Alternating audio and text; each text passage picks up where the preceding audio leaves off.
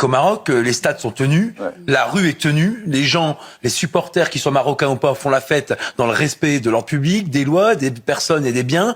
Et il y a que chez nous où c'est le bordel. Voilà. Mais pourquoi alors parce que le pays n'est pas tenu et qu'à chaque fois, on a des policiers. Ça veut dire qu'il faut mettre plus de policiers selon vous? Ça veut dire quoi tenir le pays? Ça veut dire déjà qu'il faudrait une réponse pénale ferme lorsqu'on interpelle les gens qui tirent au mortier sur les policiers. Ça voudrait dire qu'on interdise le port des mortiers comme on interdit le port des couteaux avec un délit, ce qui n'est pas le cas aujourd'hui puisque c'est un simple arrêté. Ça veut dire que pour les protoxyde d'azote, les bonbonnes de protoxyde d'azote, on en fasse aussi un délit parce que vous imaginez bien que, par exemple, pour terminer sur les Champs-Élysées, il y a rien de nouveau, Jean-Marc Morandini. Tous les week-ends, on a des policiers de la BAC 75 du 8e arrondissement et des compagnies d'intervention qui font des contrôles parce que vous avez beaucoup de jeunes issus majoritairement des cités qui viennent, en fait, s'installer comme dans un camping sur les Champs-Élysées, à consommer du protoxyde d'azote, à faire du rodéo, à faire des infractions au code de la route, à squatter les trottoirs et à importuner les jeunes filles, notamment, ou les jeunes femmes qui sortent dans ce secteur à proximité de boîtes de nuit ou d'établissements de nuit. Donc, en réalité, on paye aujourd'hui un laxisme judiciaire, mais aussi sécuritaire, que dans d'autres pays n'ont pas. Et le Maroc, puisqu'il est les questions de la Coupe d'Afrique des Nations, on est l'illustration, puisque le Maroc, tout se passe très bien. Les gens nettoient même leurs détritus